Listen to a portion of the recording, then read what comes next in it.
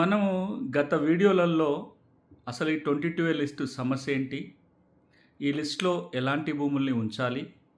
ఎలాంటి భూముల్ని ఉంచటానికి వీల్లేదు అనే అంశాలు చర్చించాం. ఇప్పుడు మనము అసలు ఈ 22A లిస్ట్‌ని ఎట్లా తయారు చేస్తారు? ఎవరు తయారు చేస్తారు?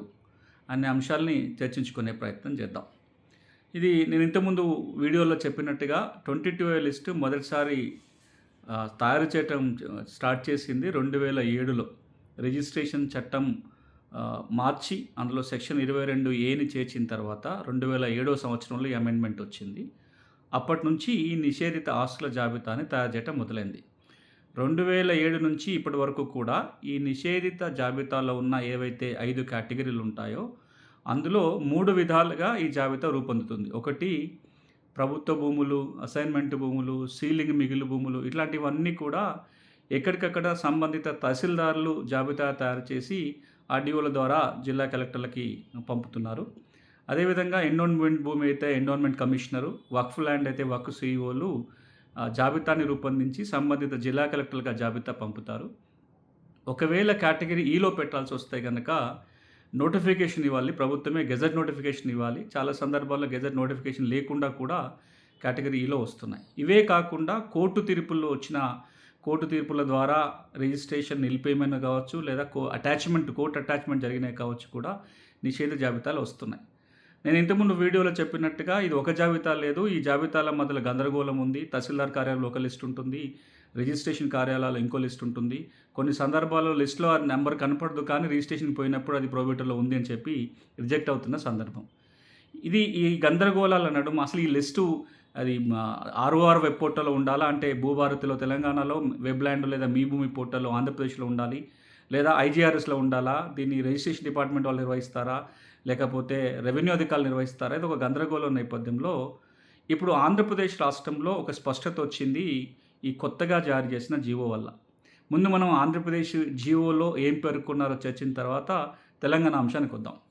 ఆంధ్రప్రదేశ్ రాష్ట్ర ప్రభుత్వం గత నెలలో తెచ్చిన జీవో ప్రకారము నిషేధిత జాబితాలని ఎవరు రూపొందిస్తారు, ఎవరు తయారు చేయలేదు దాని మీద కేటగిరీ వైజ్గా క్లారిటీ ఇవ్వటం జరిగింది. మొట్టమొదటిగా అసైన్మెంట్ భూములని ప్రభుత్వ భూముల విషయానికి వచ్చినట్లయితే ఈ 2 కేటగిరీలలో ఎక్కడెక్కడైతే భూముల సర్వే జరిగిందో, ఇప్పుడు ఆంధ్రప్రదేశ్ రాష్ట్రంలో రీసర్వే నడుస్తుంది. ఏ గ్రామాలకైతే రీసర్వే పూర్తయిందో ఆ వివరాలన్నీ వెబ్ల్యాండ్ సెకండ్ వర్షన్, వెబ్ల్యాండ్ 2.0 అంటాము, వెబ్ల్యాండ్లో వస్తున్నాయి.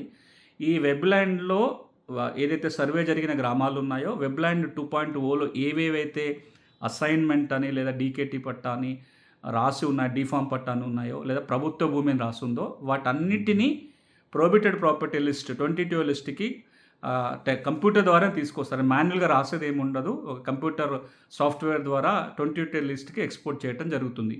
ఇవి సర్వే జరిగిన గ్రామాలలో. ఇంకా ఏ గ్రామాలైతే సర్వే జరగలేదో వాటికి ప్రస్తుతం ఉన్న లిస్టే కొనసాగుతుంది. కానీ అందులో ఏవైతే డూప్లికేషన్స్ ఉన్నాయో, ఒక నెంబర్ 2-3 సార్లు రావటం కానీ, లేకపోతే ఒకటే నంబరు 2-3 లిస్టుల్లో రావటం కానీ, ఇట్లాంటివన్నీ డీడూప్లికేషన్ చేసి ఆ లిస్టులని యథాతథంగా కొనసాగిస్తారు.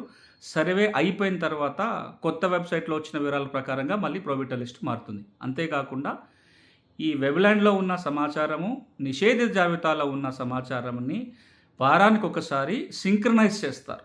అంటే అందులో ఉన్న సమాచారం ఇందులో ఒక కంప్యూటర్ సాఫ్ట్వేర్ ద్వారా 22లో ఏది ఉంటే ఇక్కడ అదే కనపడుతుంటే, ఇప్పుడు ఆ భూభారతిలో కానీ, లేకపోతే ఇప్పుడు తెలంగాణ విషయానికి వస్తే ఉదాహరణకి అది ఆర్ఓఆర్ రికార్డు. ఇప్పుడు ఆంధ్రప్రదేశ్లో ఆర్ఓఆర్ రికార్డు వెబ్ల్యాండ్లో పట్టాభూమి అని ఉండి ఇంకొక నిషేధ జాబితాలో అది అసైన్మెంట్ అనేది నిషేధ జాబితాలో వచ్చే అవకాశం ఉండదు. ఎందుకంటే అది వెబ్ల్యాండ్లో ఏమి వివరాలు ఉన్నాయో దాని ప్రకారమే నిషేధ జాబితా తయారవుతుంది రాబోయే రోజులలో, ఇప్పుడు ఇచ్చిన జీవో ప్రకారం కనుక చూస్తే. ఒకవేళ అది ఫారెస్ట్ ల్యాండ్ కనుక అయి ఉన్నట్లయితే వెబ్ల్యాండ్లో ఏదైతే ఫారెస్ట్ అని నమోదై ఉంటుందో, ఫారెస్ట్ అని ఉన్న భూములన్నీ కూడా, అడవి అని ఉన్న భూములన్నీ కూడా ప్రొహిబిటెడ్ లిస్టులకి ఆటోమేటిక్గా వస్తాయి. ఒకవేళ అది స్థానిక సంస్థలకు సంబంధించిన భూములు అయితే కనుక గ్రామ పంచాయతీ కానీ, లేకపోతే మున్సిపాలిటీస్ కానీ, మున్సిపల్ కార్పొరేషన్లు కానీ, గ్రామీణ ప్రాంతాల్లో అయితే కనుక వీటన్నిటిని పంచాయతీల ఇన్ఫర్మేషన్ అంతా కూడా త్రూ ఆర్డీఓల ద్వారా, ఆ లోకల్ బాడీస్ తమ సమాచారాన్ని ఆర్డీఓల ద్వారా ప్రొహిబిటెడ్ లిస్టులో పెట్టమని రిక్వెస్ట్ చేయాలి. ఆర్డీఓ అది మొత్తం వెరిఫై చేసి, ఒకవేళ కనుక లోకల్ బాడీస్ అడుగుతున్న భూముల్లో ఆల్రెడీ స్ట్రక్చర్స్ వచ్చి ఉన్నా, ఏమన్నా కట్టడాలు ఉన్నా, లేకపోతే అక్కడ వేరే వాళ్ళ ఆధీనంలో భూమి ఉన్నా కానీ వాళ్ళకి నోటీసులు ఇచ్చి ఎంక్వైరీ చేసిన తర్వాత ఈ స్థానిక సంస్థలకు సంబంధించిన భూములని నిషేధిత జాబితాలో ఉంచుతారు.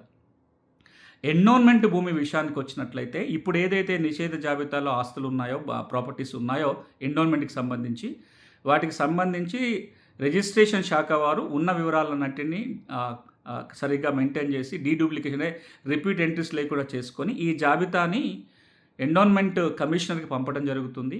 ఎన్విరాన్మెంట్ కమిషన్కి ఆ జాబితా వెళ్ళిన 6 నెలల్లోగా ఆ జాబితాలో ఏమన్నా తప్పులు ఉన్నాయా, వాటిని వాళ్ళ రికార్డుకి, వెబ్‌ల్యాండ్ రికార్డుకి పోల్చుకొని చూసుకొని ఇంకేమైనా చేర్చాల్సి ఉంటే వాటి వివరాలని 6 నెలల లోపల ఐజీఆర్ఎస్కి పంపాల్సి ఉంటుంది. అలా వచ్చిన వివరాలను ఆధారంగా ఎన్విరాన్మెంట్ లిస్ట్ని అప్డేట్ చేయడం జరుగుతుంది.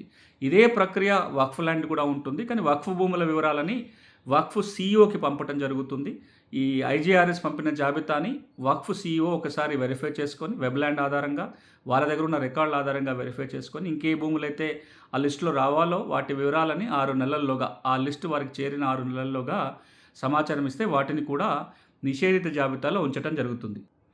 ఇక సీలింగ్ భూముల విషయానికి వచ్చినట్లయితే ఇది ఆంధ్రప్రదేశ్ రాష్ట్రంలో సీలింగ్ భూములని నిషేధ జాబితాలో ఉంచాల్సిన బాధ్యత ఆర్డీఓల మీద పెడుతుంది కొత్త జీవో.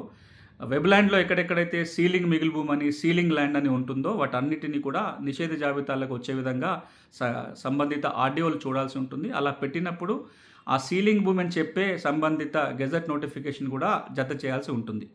ఇక 22A కేటగిరీ ఈ ఏదైతే ఉందో, ప్రభుత్వ ఒక ఇంట్రెస్ట్ ఉన్న భూములు కావచ్చు, కోర్ట్ అటాచ్మెంట్ భూములు కావచ్చు, లోకల్ బాడీస్ సంబంధించిన ల్యాండ్స్ని కనుక ప్రైవేట్ ప్రాపర్టీలో పెట్టాల్సి వచ్చినప్పుడు తప్పకుండా ప్రభుత్వం గెజెట్ నోటిఫికేషన్ జారీ చేయాల్సి ఉంటుంది.